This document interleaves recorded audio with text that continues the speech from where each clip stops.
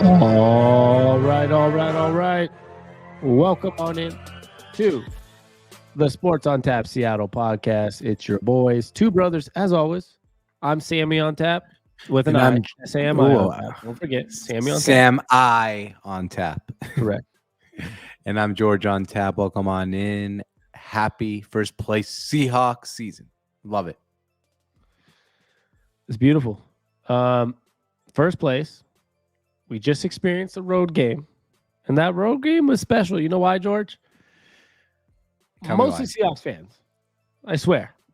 Oh, it was like easily like 50, 60% Seahawk fans. I'm actually, if you're listening to this podcast, I will be posting a YouTube video, like a full vlog about the game. It's going to be out later today. It's already just uploading on YouTube right now. George on tap on YouTube. You can see how many Seahawk fans were there, because that's kind of like the big gist of my YouTube video is how much Seahawk fans were in Arizona. It was insane. It was loud for the Seahawks, and it was just loud, and like you didn't feel like it. It just didn't feel like a road game, especially at the bars, and that's probably because so many people are on vacation there, and those are probably the people that are going to the bars more before the game and enjoying their Sunday afternoon. And it was quite remarkable. Like there were just a ton of Seahawks fans at the bars more than anywhere. Like more than the game. It's probably 50-50 at the game. At the bars, it was like 80% Seahawks fans. So it felt at home. But overall, it was a great experience too. It was sunny. It was 75 and sunny. So you had the roof open in Arizona, which I know doesn't happen all the time. It's, out of their 8 home games, probably happens, only half of them. So it was really cool. Roof open. The stadium is actually beautiful with the roof open. And we got to experience another day of the Seahawks winning, another day of the Seahawks being underdogs in Vegas, George, which they're underdogs again this coming week, which we'll get to. But another week of the Seahawks being underdogs where, in all honesty, last time they played the Cardinals, maybe I understand. This time I didn't really understand the underdog part, because you'd think at this point it was pretty clear that, to me at least, and this is, I don't even think this is a biased Seattle point, but like the Seahawks have been a lot better than the Cardinals this year. Maybe Vegas is still just confused. They really have. But man, I was I was trying to look this up for us right now, and for some reason I could not find the stat. But you know how good, I know we call Arizona like the house of horrors for the Seahawks, because a lot of they're 8-1 in their last 9 there, if that's what you're looking for. That's what I was looking for. There it is. That's not why it's called the house of horrors. I know. To do with it. No, it's I know. House of horrors because we've lost so many people to season-ending injuries, and the Super Bowl happened there. I mean, the Super Bowl is a house of horror in itself.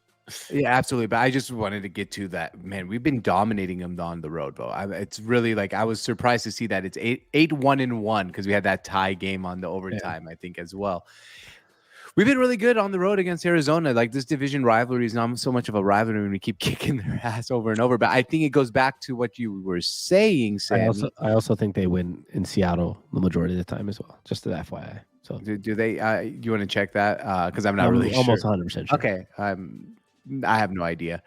I do know that in general, though, we how do I say this? Like, I think it's because of our fan base that travels so much there. It's almost like a home game for the Seahawks when we play in Arizona, and that does help a lot. Yeah, I know it was a home game, and it does help a lot making the team play better. Like, when you don't have to go to an environment where the other team is booing you and yelling and loud and raucous, like it felt like it was really smooth for the offense to call plays. It felt like the defense did have some volume when it was third down. Like, it actually felt that does help a team no matter what. So I think that's why our record in Arizona is so good. Yeah. Let's see. Last year they beat us at home. Last year, 2021. What was the year? They beat us in 2019. So it's been 2-2 in the last 3. And then we won the one before that. Then we lost the one before that and lost one before it. So they're like 4-3 in the last 7 years. Well, okay. Would that be? Wait, we were talking about the last how many years? If we're going 8 games, 9, 10 games, 10 talking games, 10 years. It's been pretty even at home. So on the road, I think it's been actually in their history. Let's see. In the history. Oh, it doesn't tell you on the road. Never mind. but they're pretty close, 25-22 in Seattle in history of their matchup. Okay. But it's definitely the 8-1-1 in Arizona over the last whatever 10 years is a ridiculous stat because road games are harder to get in the NFL, and to go to a division rival every single year and kick some ass, it's pretty remarkable. It feels great. It feels great. Obviously, like you said, it's one of the easier flights for Seattle people. I know San Francisco is easy and so is LA, but if you even just consider maybe prices of hotels in those areas and travel costs in general, Phoenix is a very easy spot for people to fly into for a good price. Probably find a good hotel in Glendale rather than finding one in San Francisco or in LA. Price and hit a game. So it's a very common polar opposite weather. It's 52 and rainy in Seattle. People want to head to Phoenix, get some 75 and sun for the weekend, and go watch the Seahawks win. I feel like it's a very normal thing, and it happens a lot. And I'm just glad we were a part of it. And it was so cool to see how many Seahawks fans were there. And we were obviously there with some Seahawks fans as well, and everyone around us. I mean, every section was pretty close to 50-50 split of Seahawks fans, especially the lower deck. You got to remember these Seahawks fans that are coming on vacation, they're not buying the 400 sections. A lot of them are buying the lower deck. Yeah, they want to come, have a good time, watch the game from, a good seat. And the cool part of it was, I think was it the fourth quarter, I think, or late in the third quarter, the defense came and kind of acknowledged all the fans and kind of pumped it up. It was pretty cool. Do you remember that moment in the game? It was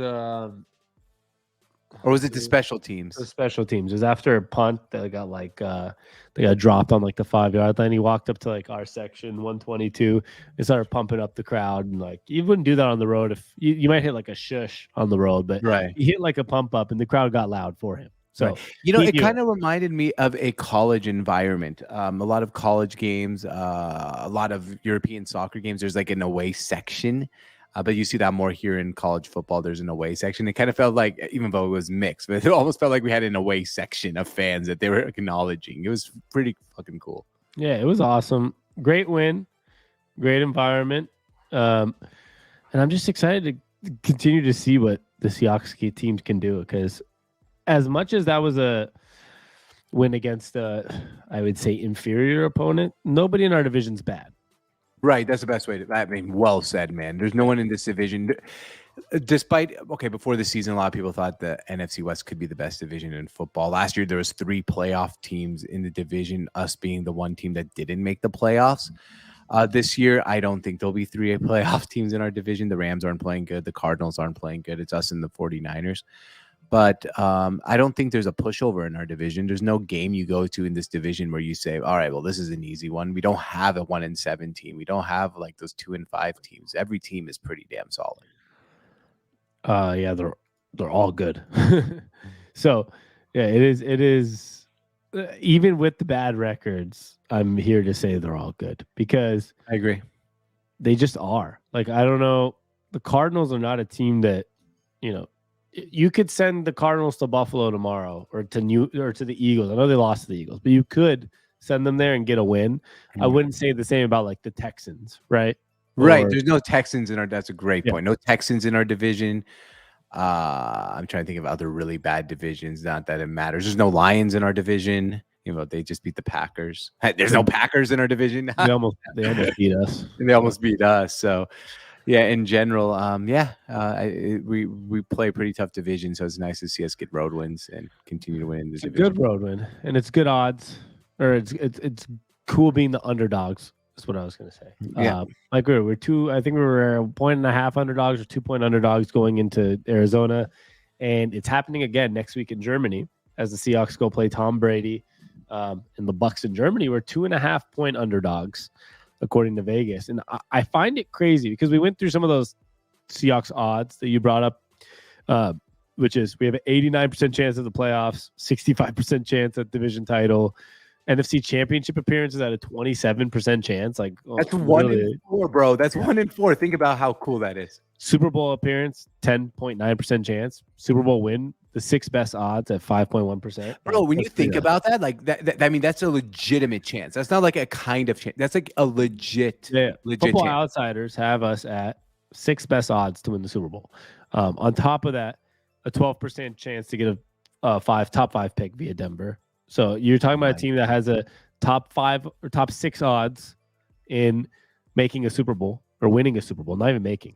It's making a Super Bowl with 10% chance. I mean, that's that's a pretty good chance. And then really good. You have a chance at a top 5 pick. But I just keep wondering why, with those numbers, Vegas keeps having the Seahawks as underdogs in games. And that may be because they're playing Tom Brady. That could be because the Seahawks are on a 4-game winning streak now. So yeah, and you have to travel. Like, I mean, everyone has to travel when they go to Germany. It's pretty far, but I mean, we're 5 hours behind Tampa even, and we have to drive five hours. Sammy, when we play, we already do the most miles by far in any team in the league. Now you're adding even more. Like it's a far place.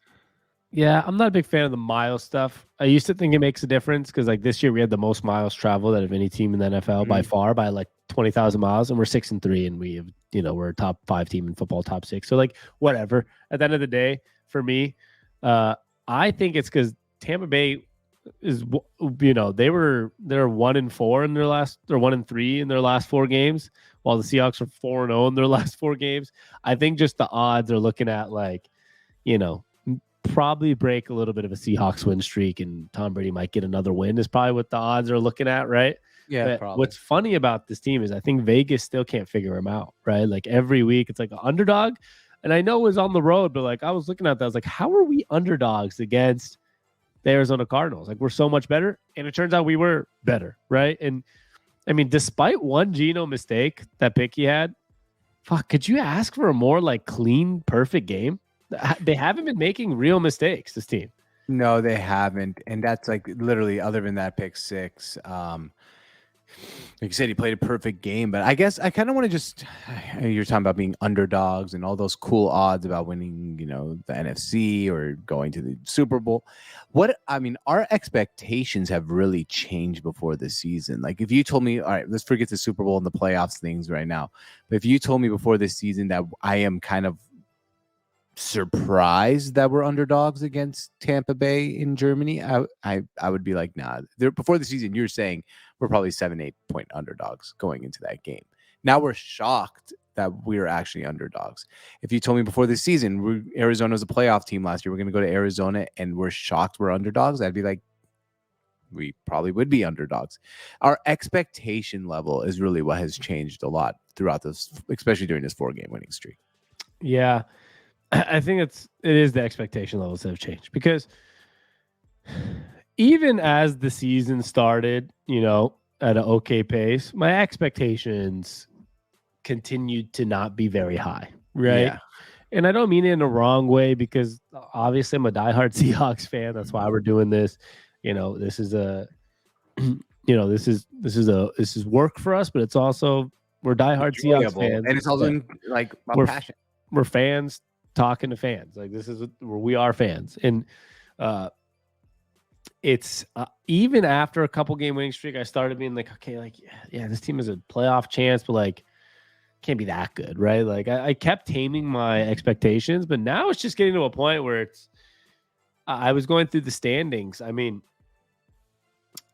the Eagles are better than us, I would say, in the NFC, and maybe the Vikings. Outside of that, okay. I don't know if there's a team that's better than us outside those 2 teams. I'm not scared of the Cowboys or whoever else. The Giants. I think outside the Vikings and Eagles, they're probably the only 2 teams that you could say are definitively better than the Seahawks. But with that said, due to coaching experience, I wouldn't be shocked if you go to either one of those places and win a football game. So it's like, right. That's what I was going to say. Would you be absolutely and utterly like scared of Jalen Hurts? No, I'm not. Nobody, because the Seahawks are that good. Yeah. If the Seahawks were bad, yes, I would be. But they're good. That's the thing. It's hard to say because they are 8-0. They're better than the Seahawks. The only team I'd be scared of to really go play their quarterback, because okay, let's look at the playoff standings right now, and it's way too early because these probably will not be the playoff teams. But in the NFC, Jalen Hurts, not scared of. Minnesota Vikings, Kirk Cousins, not scared of. Dak Prescott, not scared of. I'm not. Yeah, but you're just talking about quarterbacks. I'm talking about right teams. But no, I'm just trying to get to something here. So just please follow me on this one. Daniel Jones is not scared of. Jimmy Garoppolo, not scared of. The only one is the guy we're playing this week. If we met him in the playoffs, yeah, Tom Brady. It's Tom Brady in the playoffs. He's the only person I'm actually scared of as a quarterback. Right now, Right I'm more now. worried about Jalen Hurts. I'm like not. Today, like right now, yeah. Well, I wouldn't be. I'm telling you, I'm not. You can be. I'm not telling you what to be scared of. I'm telling you, me, Evo, if I'm going to go play in the playoff game, like, I'm not scared of Jalen Hurts. He hasn't won a playoff game before. I'm only scared of Tom Brady because of past resume. Okay, sure. But then we're talking like far long term right now because we're talking playoffs. I'm just talking in general for a second is when you look at this NFL right now, the Eagles are better than the Seahawks and probably the Vikings overall. Agreed. Because they just are, right? They just are. They're better teams. Yeah, they're better teams. The only team the Vikings have lost to is the Eagles. So those are the two best teams. But like we said, I forget just quarterbacks. I'm looking at the whole situation, right? Because also coaching. Who wins a coaching matchup in any of these scenarios? In the NFC, it's Pete Carroll. I mean, yeah, Pete Carroll. Number one. Pete Carroll, and then I guess second is Shanahan. If we're talking about the teams that are actually in the playoffs right now, because he's been to a Super Bowl. I guess, but he's also somewhat overrated in my eyes. I mean, like at some point, McVay, I know they have their matchups are not good against each other, but like I'm just talking about the whole NFC.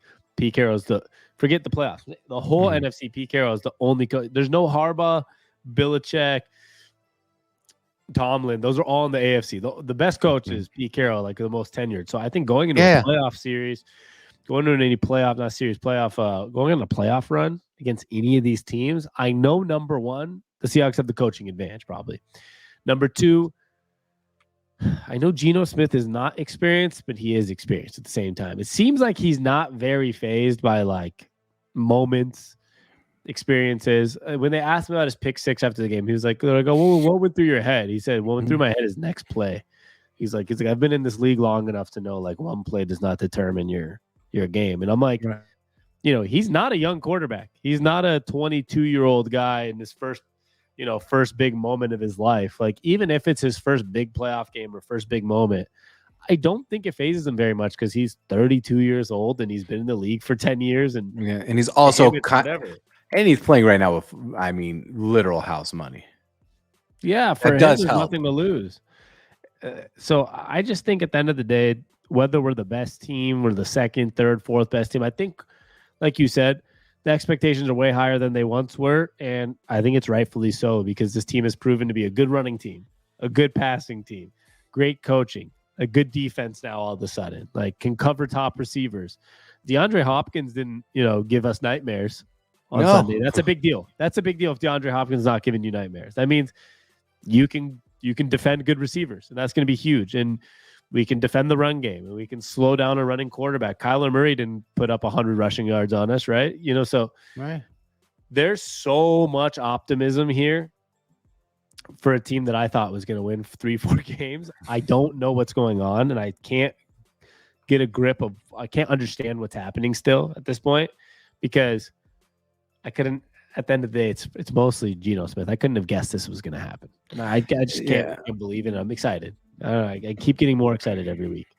I totally agree with you. And I think that this team is just continually making us change our expectations for this season. Like I'm so shocked by saying that, but I actually believe it. Like my expectations for this season have been changed. I think now if we told me we ended this season 8-9 and missed the playoffs by a game, I'm disappointed.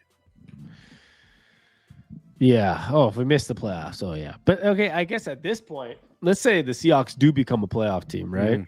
What are we? Let's just say the season ended today, because there's a very high chance what we're seeing roughly right now at week 9, 10. What you see in the standings is pretty close to most of the teams are going to make it, right?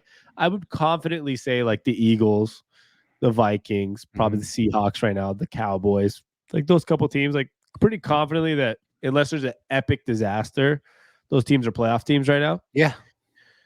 My question is, you go into the playoffs right now, like where do the expectations sit, right? Because like I think this team is really good, and they've improved. They're proving to be good every single week. But it's, would you be shocked if the Seahawks go to the playoffs and just lose?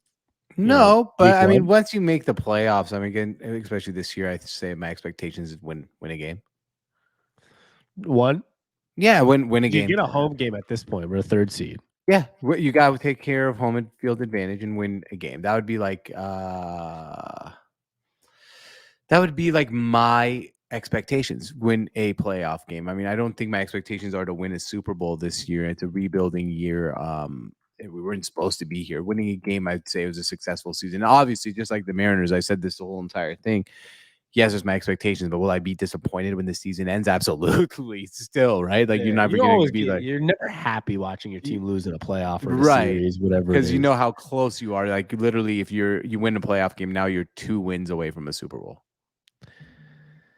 Yeah, well, that's the crazy thing too in the NFL is one game, right? So you never know. I mean, we've seen our Seahawks.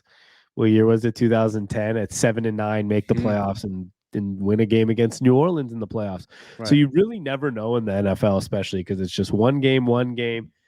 Speaking of the Eagles that we've been talking about, like, you know, they won a Super Bowl with Nick Foles when their quarterback goes down and you've seen the Giants as a 6 seed 2 times, beat Tom Brady in a Super Bowl. Just Right. you win games, right? Like in the playoffs. So you never know. I would say that I feel like there's also a lot of outside of Tom Brady right now, because they'll probably make the playoffs in that division. Like you said, the quarterback situation, first of all, there's not a lot of playoff experience outside of Tom Brady right now. Like, yeah, you could say Dak Prescott has playoff experience, but it's not like he's won anything. Neither is Jalen Hurts. Neither is Kirk Cousins. All these guys are. Neither is Geno Smith. I mean, like that's the thing. That was the point. I don't know totally. That's why I'm saying that there's no difference other than Tom Brady that Geno Smith can go in there against anybody and kind of be in somewhat of a similar situation. Maybe not Dak. I guess Dak's played a couple big ones in Kirk, but nothing significant. Not right. We're not talking Super Bowls. Yeah, that's what I mean by neither has Geno. Like he's in the same exact. I know. It was part of my sentence. You just said it, so I was saying that was the point. Is that neither is Geno and like. It's all the same, except for Tom Brady. And Tom Brady, maybe if he keeps playing the way he's playing, he's not playing like the superstar Tom Brady. Right. So yeah, no, that's I guess, but to answer, I guess the whole entire question. That's my expectation. Anything I think now. What question? We're like 15 minutes past the question. What question? Never mind. Here, just answer what question. Man, you got because I'm just asking. You said answer the question. I was saying what question.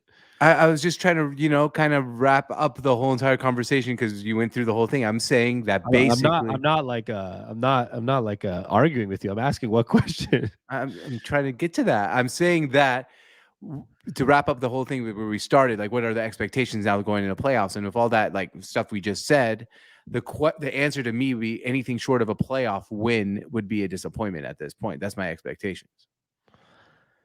Yeah, I mean, playoff win should be good. I think at the end of the day, obviously making the playoffs is good too, just in the sense of this team was, I think, odds wise, like if you look at like Vegas, I think it was the Texans, Bears, and Seahawks were the three worst teams, I think. 3 worst teams going into the season. Like 6 wins was their over under. They already got it. And I think they were like top 5 odds in getting the first pick. So making the playoffs technically, in terms of if we're looking at, I guess the expectations are depends on the time of the year, right? To start the season, making the playoffs is like exceeding expectations. Yeah, that's 100%. Yeah, if we're going from step 1, it is weird how your expectations can change every week. And I think now we're at this point where it's like, man, we're we're going into week 10. Like the expectations every single week are just getting a little higher and higher. It's just I think it's really interesting how you can go from being, like the team that's projected to be one of the worst 3 in the league. So your expectations are like here, and then 5, 6, 7 weeks later, all of a sudden we're talking about a team that has what does it say, 10% chance at making the Super Bowl? Like, right, and that just goes back to coaching and the environment and the team and being this organization that we are. Which in a weird way, like you got to give so much more credit to Pete Carroll than we do, right? But like it's even more. We've seen an organization like the Patriots haven't, kind of gone really. No, they made the playoffs last year, but that's because it was a weird year.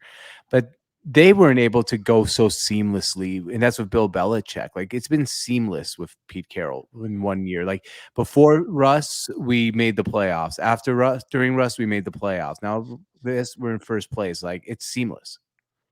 I have one counter to that is the Patriots are 5-4.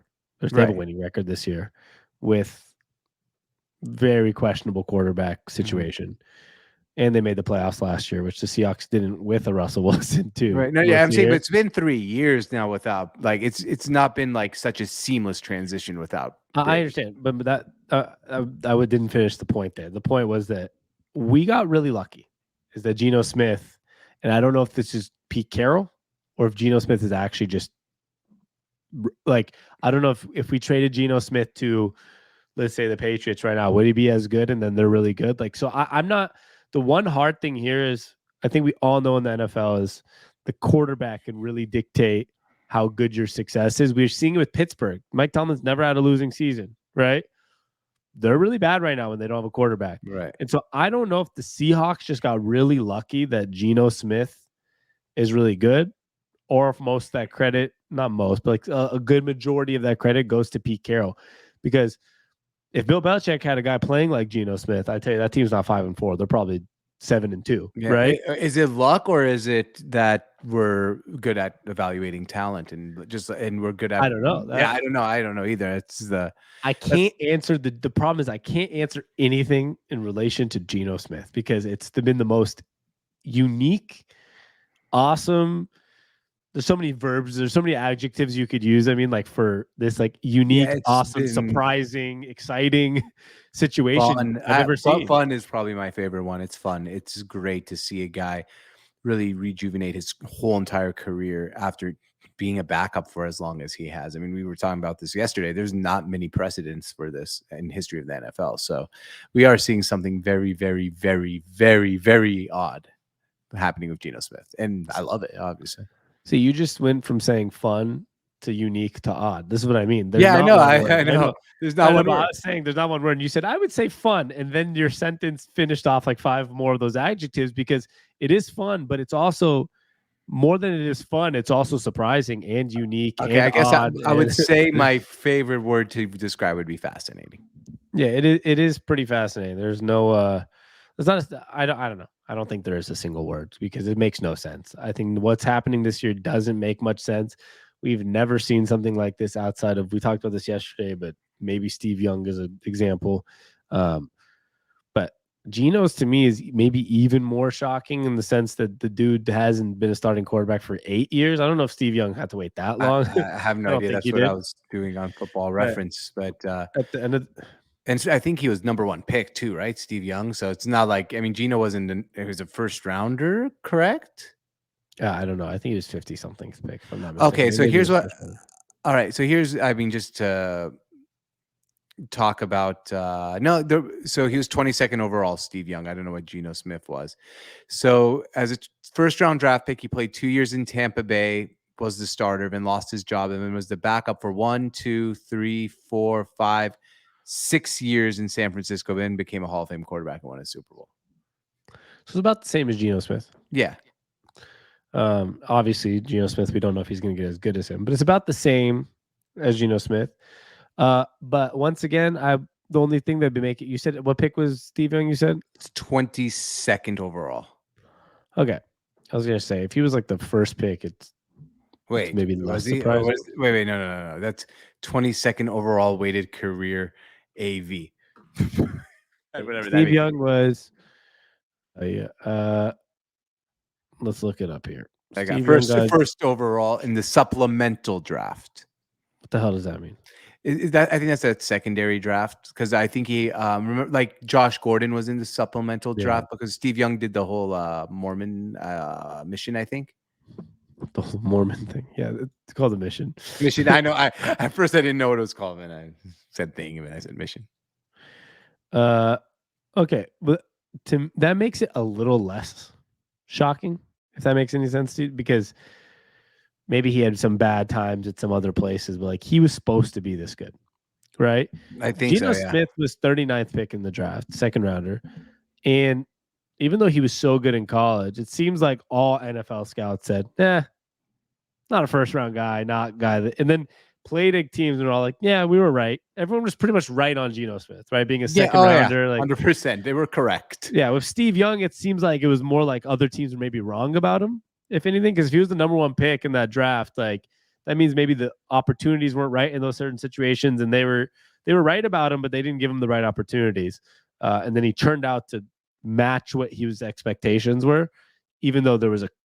I think the stories are the same, but I think the expectations here is like what we were talking about before. The expectations were a little different. Steve Young was expected to be a Hall of Famer. Geno Smith was expected to be this backup for his career. Yeah, so that's a good way to put it.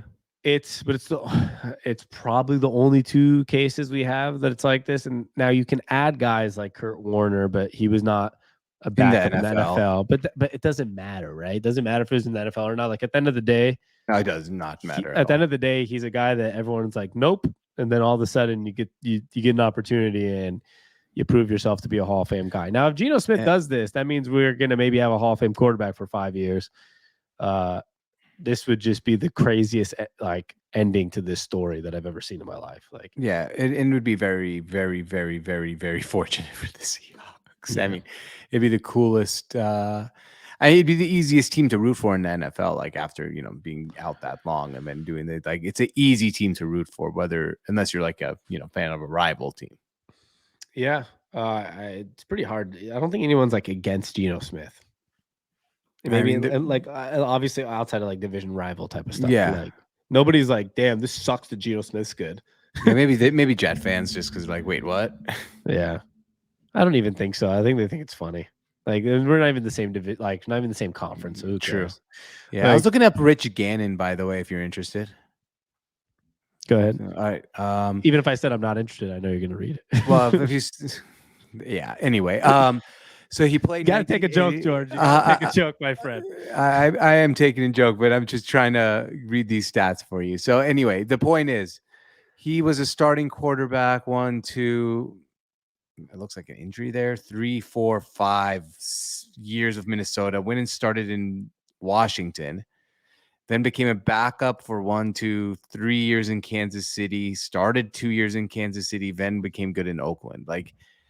But he had a lot of more opportunities, it seems like, than Geno Smith.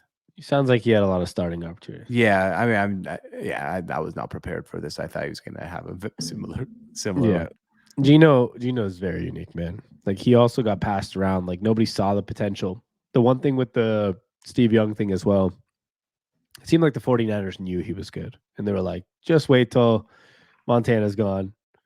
And you're going to be. And it kind of feels the same though with the Seahawks thing. The Seahawks have kept Geno Smith around for like 4 or 5 years, and everyone's kind of like, remember how many times we've heard the go get Cam Newton, go get Kaepernick as a backup in case. We got a lot of those, and the Seahawks were like, no, we got Geno Smith, we're okay. And there was a lot of talk about that, like Kaepernick and Cam Newton, and maybe we should get a better backup.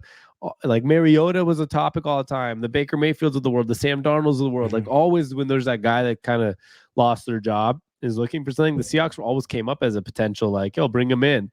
And the Seahawks continually would say, no, we have Geno Smith as the backup and we're re-signing him. And you're like, huh, interesting. They knew something. I'd be lying if I was in agreement with that because I was not. Neither was I. I was always pissed. Like, what the fuck are they re-signing Geno Smith again?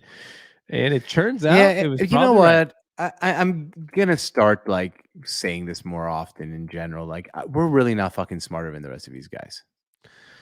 I always say it, bro. That's why, honestly, me and you were in the rare non-fire Pete Carroll class. A lot of people were in that. I was in the Seahawks are going to be bad class this year because of the Russell Wilson trade. But I didn't. Me and you were never the like, we got to get rid of Pete Carroll. This guy's old. Like, you know what? They probably like. First of all, the GM probably knows more than us. Pete Carroll knows more than us. 100%. And wait, the GM. Excuse me. What did you say? GM probably knows more of this. There are some really bad GMs. I'm not just talking about Seahawks GM. There's even the worst GMs probably know better than all of us. They watch they sit there and they work on it all day. We kind of shoot from the back of our ass. I'm just saying at this point, over 50 years, I probably could have come up with a better quarterback than the Chicago Bears. Probably. One time. You probably could. I would not. I would not. Just the Bears. Okay, just the Bears. Yeah. That's all. Even though they've had a great defense, but I could probably scout a better quarterback than the Bears one time or the Jets. Yep. I mean, hey, the Jets took Geno Smith. Maybe you just don't know how to utilize him. Yeah, and look, Pete Carroll made Mark Sanchez a Rose Bowl quarterback. Maybe Pete Carroll's a quarterback whisperer. He could be. Matt Leinart was a legend with him, right? So was Mark Sanchez. These guys were not the best NFL players. Russell Wilson is the worst quarterback in the NFL, and look what he was with Pete. He's like the third worst, but yeah. He's okay, but if you combine personality with him, it only took. Or if you put salary, he's the worst at his salaries. Yeah, the high salaries. Yeah, worst deal in the NFL. Yeah, for now, yeah. I don't want to I'm not going to talk. I told you there was some point where I decided I'm going to stop talking about Russell Wilson so much because if I say too much, he's going to end up being like an MVP by the end of the year. If I talk too much, you don't want to jinx it. No, he's just not very good right now. He's probably going to turn it around. I keep saying positive things for him because I feel like it helps. He probably turn it around. He's good. Just maybe the contract's a little bit of an overpay, but no big deal. And can I make you feel better about us getting a top 5 pick, Phil? It's not top 5 right now. It's at 7, I think. But I mean, so because you said how many percent chance we have? 12%. Something chance like that, yeah. They play at the Titans. That's a tough team. Then they got 2 easy games: Raiders, Panthers. But then they play at Ravens, Chiefs, Cardinals, at Rams, at Chiefs, Chargers. Those are tough games. Yeah, outside the Chiefs, though, bro. I don't know. You never fucking know. The Raiders kind of suck. The Panthers might suck. The Rams might suck at that point. It's a lot. The Chargers kind of suck. Actually, I was shocked how good the Chargers record is. I was actually shocked. Well, they're 5-4. They're 5-3. But they lose their players every other week. Too. I know. That's why I thought they were having a much worse season than 5-3 because of how many injuries they have. Yeah, it was a good Seahawks win. That's what you're trying to say. Oh, great! One of the best. No one gives a shit on this podcast about us talking about the Chargers record. No. So, my point is that I don't think it's as bad of a schedule as you're making it sound. A lot of those teams are underperforming outside of the Chiefs, but the Broncos are definitely not going to be a playoff team.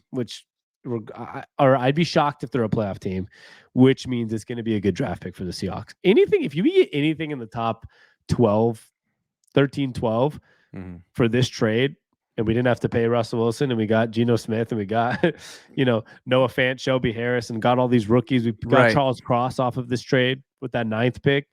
I mean, anything around 12, 11, 10, the Seahawks really won that trade.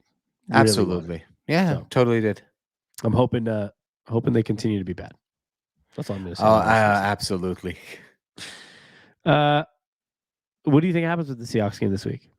I predicted a win every week. I honestly don't think we're going to win this week, and I think that's okay. We're not going to finish this season 14-3. So this is going to be one of the 2 or 3 more losses we have in this season. I'm going to guess a win. When the Seahawks are underdogs, I kind of like to guess a win. I feel like the next game where I see them as 4 or 5 point favorites in Vegas, I'm going to be weary about it. I'm all right, now everyone believes in us, and there's going to be that bad game. I still feel like they have this underdog mentality, even though they're so good, and I feel like we win when it's like that. I'm going to save my loss prediction, like I said, to win. Everybody's picking the Seahawks. Okay, and then I'm going to go against them. But I do think we're going to win this week. I don't know. I feel like the Seahawks do have good luck outside of the Super Bowl against Tom Brady, regular season games. I cannot tell you yes or no, to be honest. I said I feel like. I'm not. Yeah, I was not looking for an exact record. I said I feel like when Russell Wilson beat them in New England once, and I know we beat them at home once. Richard Sherman. Remember, Richard Sherman came up to them with the handshake that one time thing. I know the Seahawks have beat the Patriots at least beat Tom Brady a couple times in the regular season, and against even the Patriots. Maybe it's the Patriots something because we had the Cam Newton stop as well. Yeah, so. True. Yeah, I have no idea. I wasn't trying to poo-poo your point. I was just saying I wasn't sure. I couldn't recall, but then you recalled a few of them for me. So yeah, I think they're good against Tom Brady, but who knows? You never know if Tom Brady too. He hasn't been playing up to standard, but then again, Tom Brady can wake up feeling dangerous, as Russell Wilson would say, and come out and throw 500 yards. You never know with this guy. Yeah, so. But we'll see. It's going to be interesting. It's going to the timing. It's an overseas game. I don't necessarily think it's going to be a crisp game for either team. Yeah, probably not. It's the first Germany game. Yeah, No one has like the schedule down exactly how a Germany travel game is supposed to go. exactly. But Probably you have, similar to London, but you know what I mean. Like it's oh not the yeah, exact same. None of these guys have stayed in any of these hotels. Like the London games, people start to get used to. Like it's not even a shock to me anymore to see a game in London, right? right. Like whatever, And it's a I London mean, game. they also speak English. I'm not saying like they're on the streets talking to a bunch of people, but it's a completely different. Like even the signs in the stadium are in German. I'm sure they have English signs up too, but it's a completely different country. Yeah, I don't know if that matters too much to me. How many days do they get there? Do you know? I have no idea. I think they're already there. Just flew straight. I don't know. I thought I read that somewhere, but I could be totally wrong. Don't I'm actually. sure they're there today, tomorrow, some next few hours, next like 24 to 48. They have to be Yeah, because you're trying to adjust for 3-4 days, right? right. You're on a whole different time clock. Actually, I have no idea. I don't think maybe they're not there yet. Huh. We'll figure it out. Whatever. Yeah, It doesn't really not that matter. that Again. matters. Yeah, it doesn't really matter. But the point is, they're gonna get there soon. Start adjusting to that time because it is weird. I mean, like a 6:30 a.m. Pacific time game. It's not. That's early. They're Yeah. used to like the 1 p.m. games on Sundays, and these guys have very strict like Regiment. routines. Yeah, Yeah, regiments. Like absolutely. So it's going to be interesting, but both teams, for both. It's not just one. That's the good news. who gets caught doing high knees on the plane? No one does because we don't have any idiots on our team. Okay, idiot's a kind of a mean word for Russell. It's not an idiot. It's okay. I mean, I can. That's much more successful than us. So I know, God but you bless can him. be. But you can be. God bless that idiot. Sure. I bet you can also be a what you call social idiot and be really successful. I wouldn't say like He is socially an idiot. That's yeah. So you said we don't have an idiot on the team. I was like, that's okay. I mean, I don't know if he's an idiot. He's socially fucked up. He's socially awkward. yeah, that's what I mean by idiot, like social idiot. Like a guy that would do high knees on a plane up and down an aisle while everyone's sleeping. Like while everyone's sleeping, like that's how. Problem is, I believe he did do the high knees. I don't believe he did it for 4 hours, but I'm 100% certain he did start doing high knees. He probably did a high knee on the airplane. No, he did do them. Players have confirmed he was doing high knees on the airplane. So, but I know he wasn't doing it for 4 hours. Okay, here's the thing with the players confirming he did a high knee. Okay, he did, sure. I'm not going to say he didn't, but there's no way a teammate's going to come and be like, yeah, Russ is a fucking liar either, right? Even but no one's gonna say yes if he didn't do it. They'd be like, oh, we're not talking about that. Come on. Or they'd say that, yeah, I guess. But like players were tweeting after, like, no cap, he really did this. Like they wouldn't say that. They're not just trying to like, oh yeah, let's egg on your lying stories. Like somebody eventually would be like, this guy's a fucking liar, or somebody gets traded midseason would say he's a liar, right? I hope there's one day, like 6 years from now, it comes out that he was lying the whole time. The book of lies, Russell Wilson. Yeah, I hope so. I really do hope so. Speaking of Russell Wilson, we should add this last topic because it's actually important. I know you have the Geno wristband topic on here because Pete Carroll was on Brock and Salk or whatever, Salk and Brown, whatever it is, yesterday.